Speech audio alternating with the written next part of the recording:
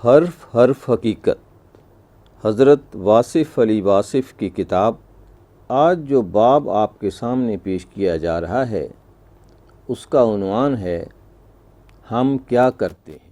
ہم عجب لوگ ہیں، مواقع ضائع کر دیتے ہیں، پھر ان کی تلاش شروع کر دیتے ہیں۔ جانے کے بعد کون واپس آتا ہے؟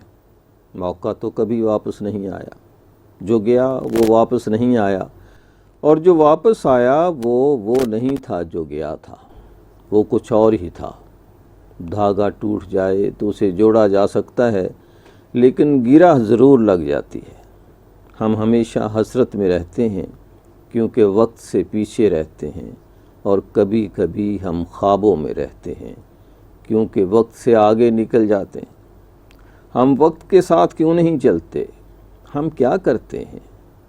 ہمیں یاد ہے کہ ہم سے کیا چھن گیا ہے۔ ہمارے پاس ایک نعمت تھی جو مانگے بغیر ملی تھی، بہشت۔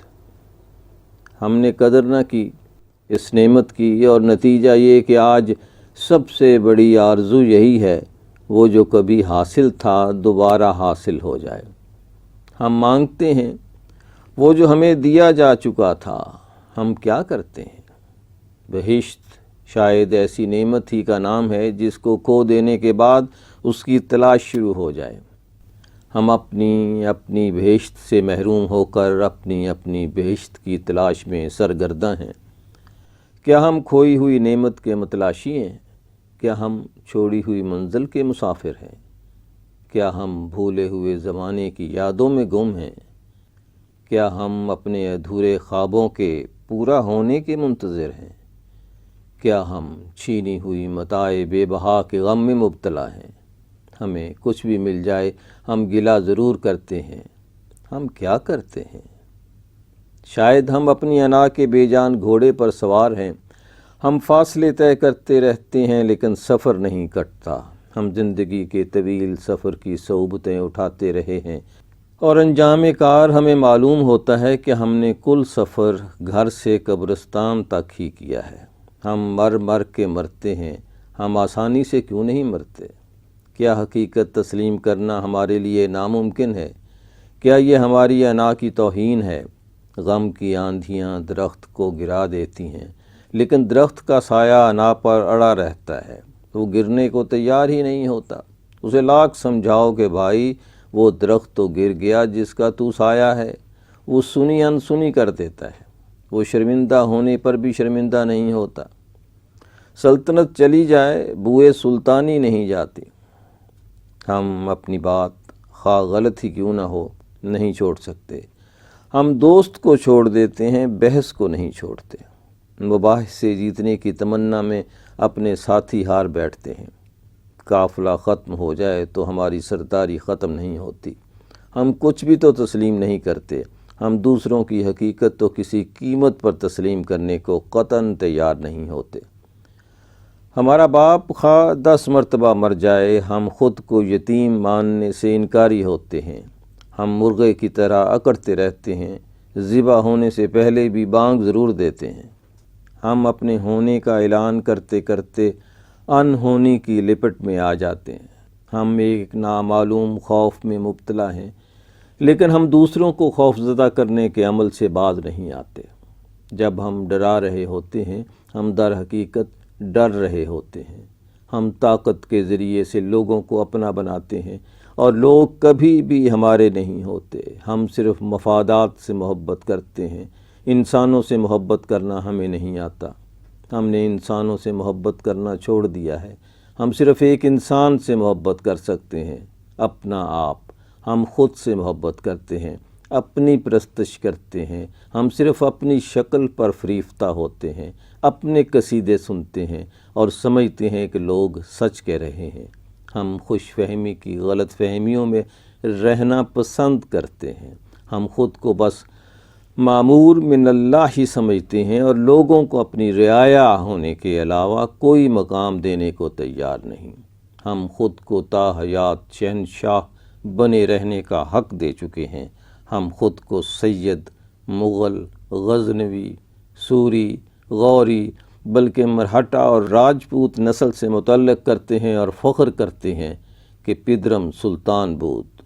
ہم صرف انسان ہونے کو قابل عزت نہیں سمجھتے، اعلیٰ کردار اور اعلیٰ احساس کی عدم موجودگی میں بھی اعلیٰ نسل سے وابستگی ہمارے لیے قابل عزت ہے۔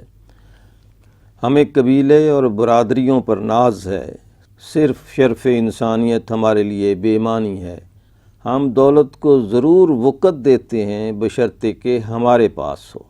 اگر یہی دولت دوسروں کے پاس ہو تو ہم کہتے ہیں یہ سب غریبوں کا حصہ ہے، مزدوروں کا حق ہے، یہ سب ناجائز کمائی ہے، یہ سب حرام کا مال ہے، رشوت خور، ذلیل کمینے لوگ۔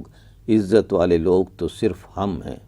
کیا ہم صرف تجزیے کرتے رہتے ہیں؟ ہم کیا کرتے ہیں؟ ہم صبح ہوتے ہی گلہ کرنا شروع کر دیتے ہیں۔ غیبت ہمارا پسندیدہ مشغلہ ہے۔ ہم کچھ نہ کچھ کسی نہ کسی کے خلاف ہی بولیں گے۔ غیبت کے بارے میں اللہ کریم کا ارشاد ہے کہ غیبت کرنے والا ایسے ہے جیسے کوئی اپنے مردہ بھائی کا گوشت کھائے۔ ہم نے سن رکھا ہے، لیکن کیا کیا جائے؟ غیبت ہماری عادت ہے۔ گلے شکوے، الزام تراشی، عیب جوئی وغیرہ کا فن اور علم ہم نے اخبارات سے حاصل کیا ہے۔ میدان سیاست کی عنایت ہے یہ علم۔ ہم موسم کا گلہ کرتے ہیں، ہم خدا کا گلہ کرتے ہیں، ہم وقت کی حکومت کا گلہ کرتے ہیں، ہم اپنے اکابرین کا گلہ کرتے ہیں، ہم افسروں کا گلہ کرتے ہیں، افسر ماتحتوں کا گلہ کرتے ہیں، بچے ماں باپ کا گلہ کرتے ہیں، والدین اپنی اولاد کا گلہ کرتے ہیں۔ کون کس کا گلہ نہیں کرتا؟ اگر غیبت اور گلہ چھوڑ دیں تو شاید ہم تعمیری دور میں داخل ہو جائیں۔ غیبت کے بارے میں ایک دفعہ کسی نے حضور اکرم صلی اللہ علیہ وآلہ وسلم سے سوال کیا کہ یا رسول اللہ صلی اللہ علیہ وسلم، غیبت کیا ہے؟ آپ صلی اللہ علیہ وسلم نے فرمایا، کسی انسان کی عدم موجودگی میں اس کے بارے میں وہ بات کرنا جو اس کے منہ پر نہیں کی جا سکتی۔ سائل نے عرض کیا کہ اگر اس کے منہ پر کہہ دیا جائے تو؟ آپ صلی اللہ علیہ وآلہ وسلم نے فرمایا تو یہ بے حیائی ہوگی۔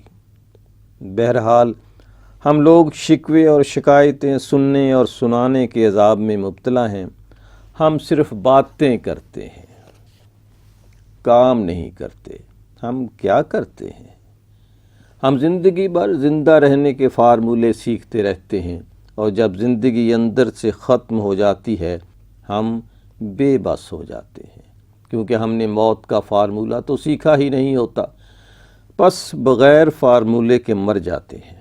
اسلام نے با مقصد زندگی کے ساتھ ساتھ با مقصد موت کا فارمولہ بتایا ہے کہ جو لوگ اللہ کی راہ میں مارے گئے انہیں مردہ نہ کہو، بلکہ وہ زندہ ہیں، صرف دیکھنے والوں کو شعور نہیں۔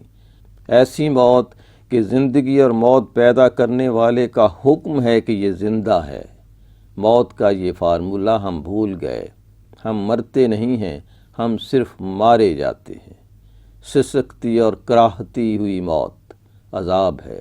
ہم نے تڑپنے پھڑکنے کی توفیق مانگنا چھوڑ دیا ہے۔ ہم میں دل مرتضیٰ نہیں، سوز صدیق نہیں۔ زندگی صرف زندہ رہنے کی تمنا میں گزرے تو موت ایک مصیبت بن کے آئے گی، اور اگر زندگی مقصد کے لیے گزری تو موت قبولیت کی سند بن کے آئے گی، حیات جاوداں لائے گی۔ ہم غور ہی نہیں کرتے، ہم کیا کرتے ہیں؟ ہم ہر وقت بھاگے چلے جاتے ہیں، افراتفری کا عالم ہے، دفتر کو جانا ہے، دفتر سے جانا ہے۔ 50 سال کی نوکری میں 30 سال تو مدت ملازمت ہے، اور باقی کے سال ہم نے طاقت کے بل پر حاصل کر رکھے ہوتے ہیں۔ ہم توسیع مدت ملازمت حاصل کرتے رہتے ہیں۔ 50 سال کی نوکری میں ہم اتنا سفر کر جاتے ہیں کہ لوگ ابن بطوطہ اور مارکو پولو کے نام بھی بھول جائیں، لیکن ایک کوہلو کے بیل اور کنویں کے مینڈک کی طرح ہم وہیں رہتے ہیں۔ ہم چلتے رہتے ہیں لیکن فاصلے طے نہیں ہوتے۔ ہم راستے میں حائل ہونے والی ایک دیوار کو گراتے ہیں، اگلے دن ایک نئی دیوار راہ میں حائل ہو جاتی ہے۔ بس چل سو چل، کھیل جاری رہتا ہے۔ نہ ہم اپنے آشیانے چھوڑتے ہیں، نہ ہم کو ذوق پرواز عطا ہوتی ہے۔ پروگرام کی غلامی سے اتنے مانوس ہو گئے ہیں کہ ہمیں آزادی سے ڈر لگتا ہے۔ عمر تاریکیوں میں کاٹنے کے بعد ہمیں حقیقت کے اجالوں سے بھی ڈر لگتا ہے۔ ہم بہرحال بھاگتے رہتے ہیں، ہم بہت مصروف رہتے ہیں، غالباً ہم کسی چمکدار شے کے تعاقب میں رہتے ہیں۔ یہ روشن شے لوبھ کی پری ہے، ہم اس کے پیچھے دوڑتے ہیں اور پری کا محافظ خوف کا دیو ہمارے پیچھے ہوتا ہے۔ نہ ہم اس کو چھوڑتے ہیں اور نہ وہ ہمیں چھوڑتا ہے۔ ہمیں کون بتائے کہ لالچی ہمیشہ ڈرتا رہتا ہے۔ جس نے لالچ چھوڑ دیا وہ بس لا خوف اور لا یحزنون کی منزل میں داخل کر دیا گیا۔ ہم خود پر رحم نہیں کر سکتے، ہم کیا کرتے ہیں؟ کثرت مقاصد نے ہمارے لیے قلت سکون پیدا کر دی ہے۔